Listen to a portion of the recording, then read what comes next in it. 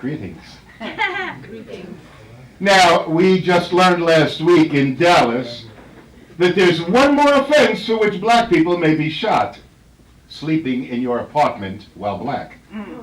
A white cop who lived in the building entered the apartment, mistaking it for hers, and inside she sees a black man in bed and shoots him. If it had been Goldilocks in bed, the shooting would not have happened.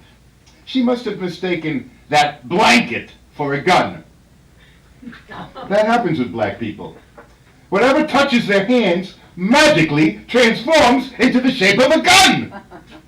It's a version of the Midas touch, only instead of turning everything into gold, black hands can turn anything into a gun with one touch. A wallet became a gun in the hands of Amadou Diallo in New York, and police shot him 41 times in his own hallway in the Bronx. Not just wallets, phones, sandwiches, Bibles, canes, umbrellas, bananas, combs, anything else you can imagine. There's actually a website called Harmless Objects Police Officers Have Mistaken for Guns in the Hands of Black People. Perhaps a black magician can use this gift to create a show-stopping routine. He announces to his audience that they can hand him any object and he will turn it into a gun. Can anyone in the house hand me an object? A sandwich, thank you. He drops the sandwich in his hand, the spotlight is on, and then, ta-da! It turns into a gun. Okay. Hand me something else. People keep bringing larger and larger things. Maybe some are plants in the audience. Someone brings him a coat. Someone brings him a suitcase. As it touches his hand, it turns into a gun.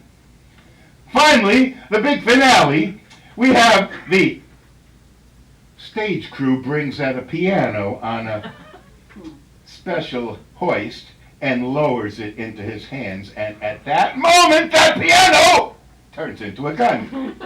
Whereupon a cop in the audience shoots him. Yes, cops have been shooting down black people in large numbers for quite a while, always claiming they thought the victim was armed.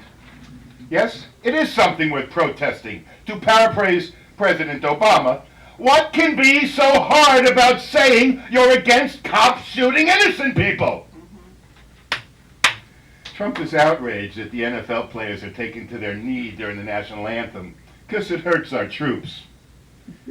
I'm thinking here's some disabled veteran saying, "Oh no, they didn't stand up for the Pledge of Allegiance and the song, boo-hoo." Come on. Now, will wearing a Nike logo make you more or less likely to be shot by a cop? Okay. Finally, one word about this thing they call in the deep state.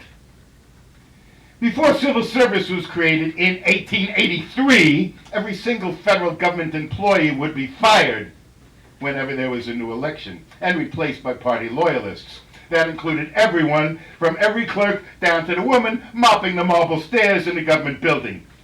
Now, the Civil Service Act created full-time permanent staff to run our government bureaucracy, no matter which party is in office. The staff is loyal to running the government, no matter what party and what president. But Trump can't figure that out.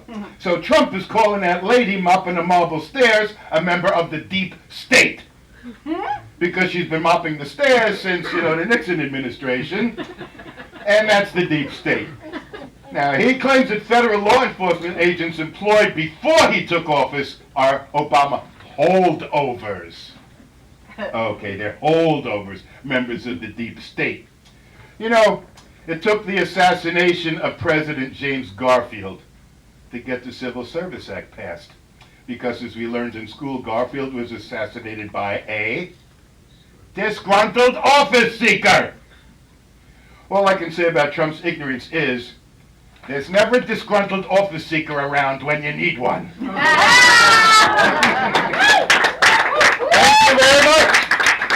It looks like a rant, but it's timed and it's rehearsed. And, Holly Harms is coming up next.